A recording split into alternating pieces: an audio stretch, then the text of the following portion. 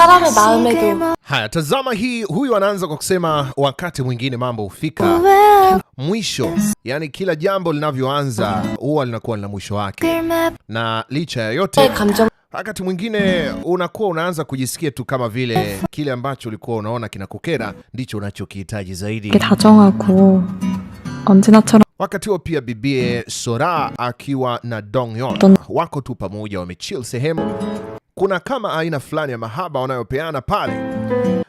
Ilikuwa ni mchana kweupe. Jamaa akaanza kumsemesha kimahaba, akamuuliza, unaonaje kama tukipumzika kidogo? Binti, tupumzike?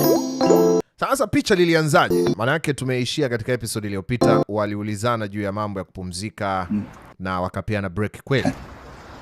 Sasa unajua wakati mwingine labda ili mtu akufikirie au kumisiana. Binti Sora akamuuliza, mbona ghafla? Dongyeon akamuuliza, ghafla kivipi? Binti akamwambia, basi haya, kama ndivyo unavyotaka. Mimi naona fresh tu, tunaweza tukapeana tu break au vipi? Lakini sasa kwa nini? Natamani hata kujua sababu ni ipi. Akamuuliza, nimeona tu kama kipindi hiki umekuwa kama unanipotezea fulani, yani unakuwa kimya nini? Sasa kumbe Sora ndivyo ambavyo walikuwa wanajisikia kwa kipindi hicho. Sasa walivyopeana break, binti akawaga anaenda kujisomea peke yake. Mchizi sana ndo anaanza kumtafuta ana haha. Unajua tena mabinti warembo, ulitaka mwenyewe kakupa break. Sasa simu inaita pokea yake. Sema wakati mwingine labda ni vizuri nikimpa break hivi napata muda wa kujisomea. Jamaa ndo kutuma mi message sasa.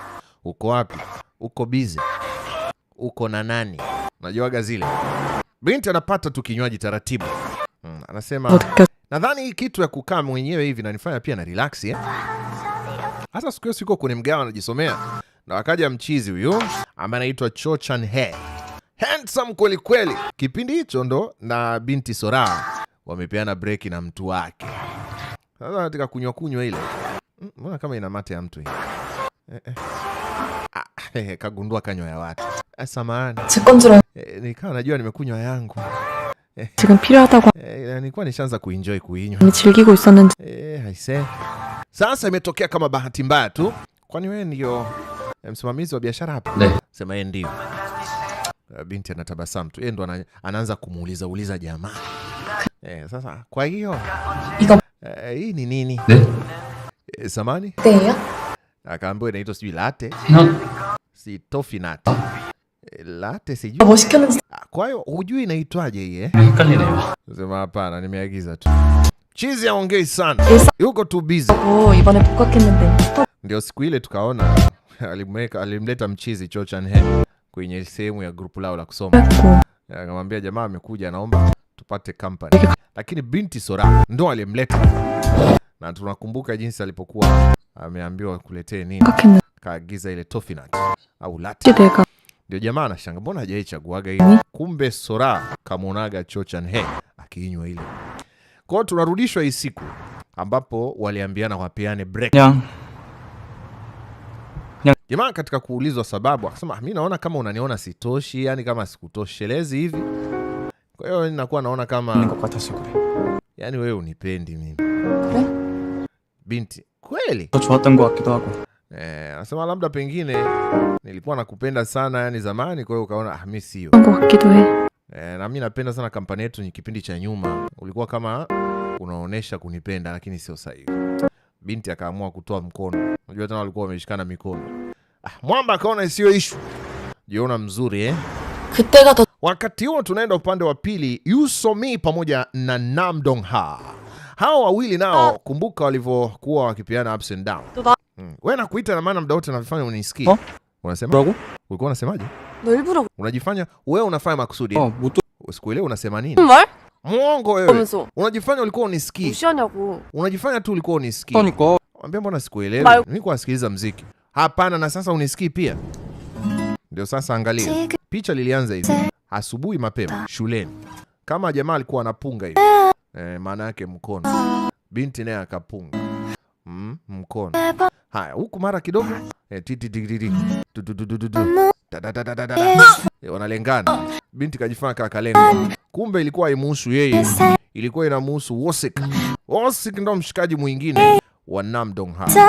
Haya sasa, kumbe sio yeye anahusika. Yaani mchizi kashampotezea. Unaona mambo. Si unakumbuka siku ile jamaa alimwambia mimi sitokusumbua tena. Sasa anakuja anajiuliza mbona jamani tafuti tena. Na siku ile pia akakumbuka ule usiku Sora,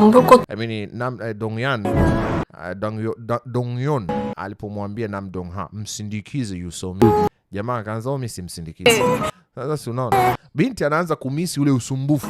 Kumbe waga wanapenda bwana. Mimi naona kama sikuelewi. Ulikuwa unakuja unanisumbua tu darasani. Mchiza akamwambia kwani ulikuwa upendi ni kwa nini sikusumbue? Sasa upendi sasa unajua hata watu nilikuwa nafikia watu kuna namna walikuwa washaanza kuelewa. Kwa hiyo unataka nifanyeje sasa? Mimi sijui wewe nifanye mimi nikufikirie. Mimi nakuwa kama unaniboa. Kama nakuwa saa nyingine sikuelewi. Sasa wewe unataka nifanyeje? Maana mimi sikuelewi. Mara nikikusumbua sema nakusumbua. Mara nikiacha kama unataka tani sijui yani sikuelewi. Mimi najua hata mimi mwenyewe sijielewi. Kama kuna muda kama usiponichokoza chokoza. Mimi ulivyokuwa unanichokoza kweli nilikuwa nachukia. Nashangaa. Sasa hivi unichokoza na kwa kama napenda kipindi kile unanichokoza. Yaani mimi nakuwa sijisikii sawa tu usiponichokoza. Kwambia sasa kwa hiyo mara unachukia hiki, mara utaki kile. Yaani sasa mimi sikuelewi. Binti naye akaona mimi labda pengine ninahisia na wewe. Basi akabaki hapo katikati, mchizi ndo sasa na meza mate. Okay. Kumbe ndivyo inavyokuwa Haya mtazamaji, tutakutana na mimi katika episode inayofuata. Burudani itaendelea. Mimi ni Michael Lukindo, Mr. Informer. Burudani iko hapa. Hakikisha una subscribe, una comment, una like pamoja na kushare. Sambamba tuko pamoja episode inayofuata.